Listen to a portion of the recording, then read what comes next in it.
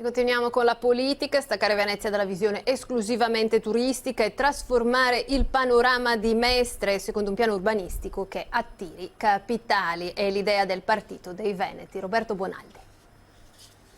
Venezia è la sua terraferma, anime distinte ma complementari, radici salde e sguardo orientato agli esempi di grandi metropoli. È la visione del Partito dei Veneti che scommette sul filosofo e scrittore Stefano Zecchi come prossimo sindaco della città. Venezia deve avere un traino a questo punto da Mestre per rompere questa monocultura turistica, riproporre le grandi sfide sull'artigianato d'arte, sulla piccola impresa. Mestre ha capacità di riprendersi la sua storia proprio attraverso un nuovo piano urbanistico che attiri capitali, la City di Venezia. Dopo la legge speciale per Venezia, la ricerca di uno statuto altrettanto speciale garantirebbe autonomia finanziaria e una migliore gestione dei fondi europei. Zecchi punta sull'aiuto di figure come Filippo Daverio, Pier Giorgio Di Freddi, Gabriele Lavia per costruire la città dei prossimi anni. Il Partito dei Veneti, indizza anche alle regionali, vede Venezia capitale di una regione in grado di autogovernarsi. Non trattare più con i partiti nazionali, ma